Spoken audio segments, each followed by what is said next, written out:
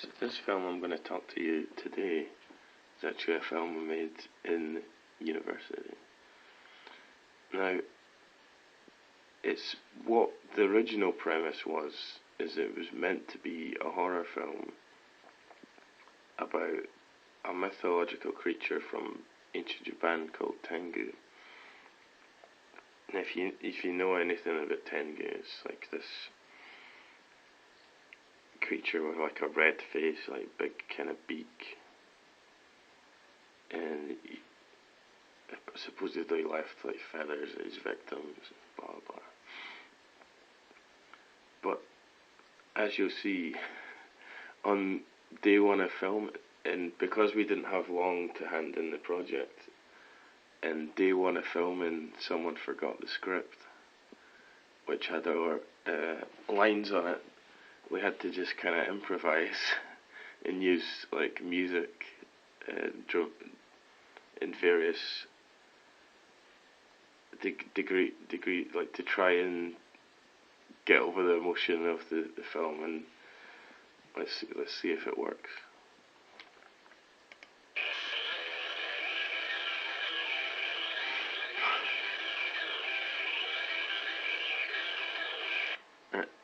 Right away you can hear that's the theme music to this film. And what I actually did the music for this.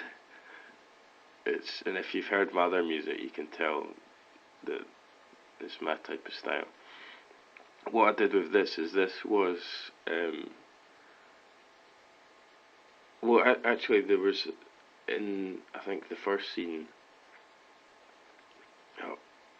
there's an actual band playing, and I took that band's music and played it backwards because I thought it sounded scary.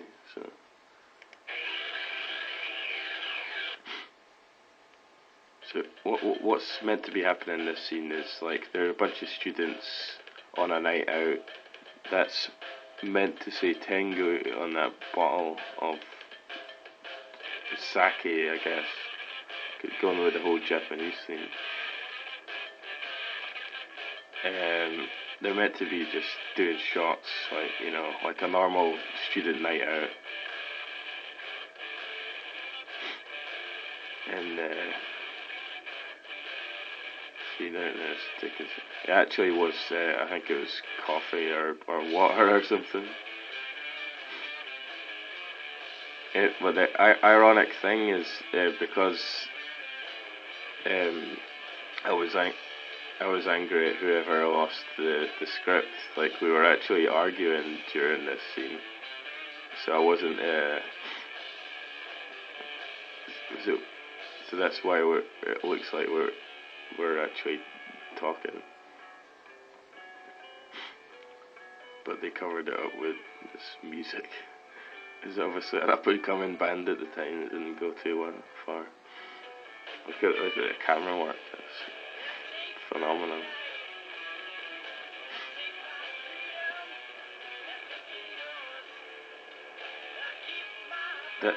See that bit there where I forget the character's name. It's meant to be Johnny or something. It's like he's meant to be talking about the history of Tengu and why the Japanese kind of monster, because it has a Tengu in the front of the bottle, and that's what he's meant to be talking about, like, the whole premise of the film, basically. And that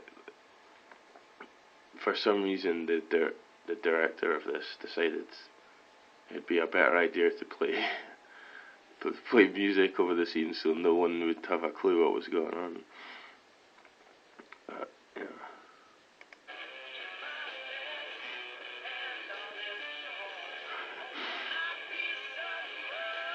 See, they're generally acting there.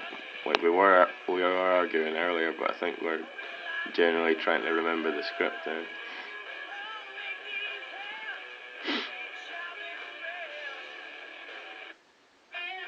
that this is meant to be like a kind of, hang on, turn the volume down a bit. This is meant to be like a passing of time when the camera, every time the camera goes round, it's meant to be like later on in the night. See, they've got more shots and they're more drunk as the night goes on. It's I don't know how we passed this, to be honest.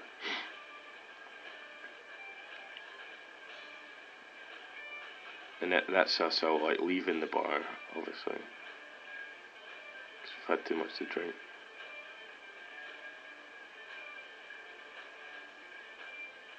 And now,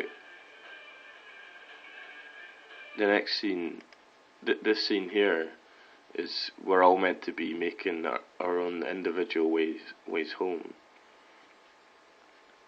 So, and this is where the attacks start to happen, which isn't really made clear.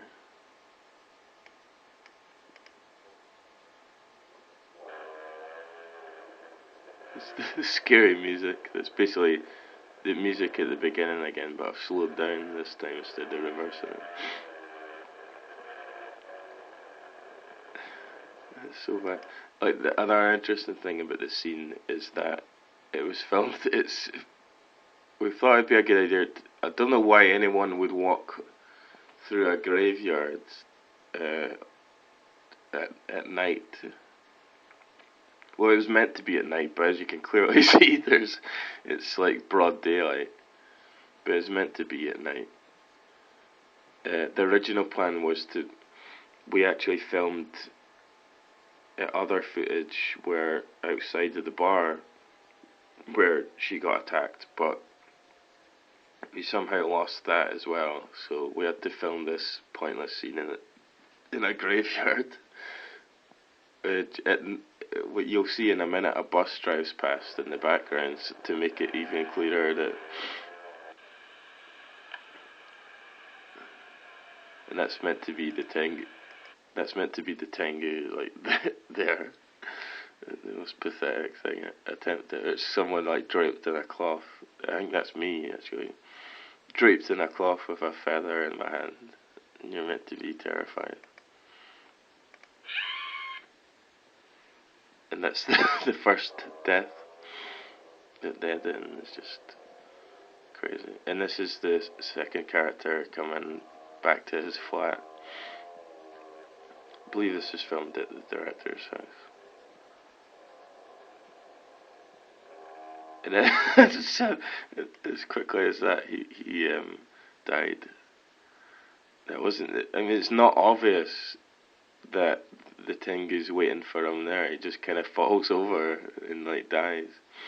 And unless you're closely following that, every time a victim dies, there's a feather next to them, so it makes it was a clue that he killed them. And this is the third character, Rupert, waking up the next day after all this has supposedly happened.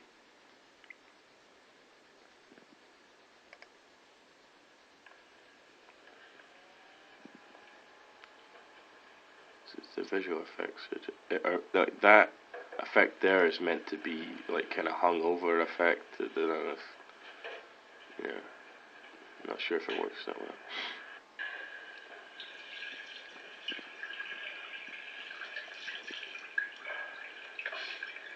So the very necessary like brushing teeth scene.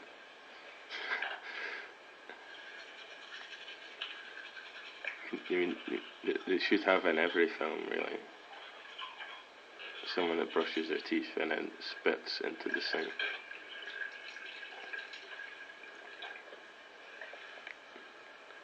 Like, there's literally no point to this at all, apart from to prove that you could edit in a phone ringing in another room.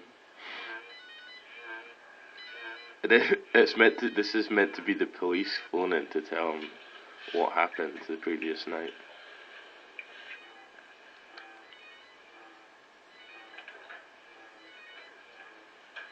again, it's not that obvious. The only watch the second line in this whole thing. He said hello. One was a scream and one was the word hello. That was the only word spoken in this film. And then what you're about to see, what is meant to be having flashbacks from the night before.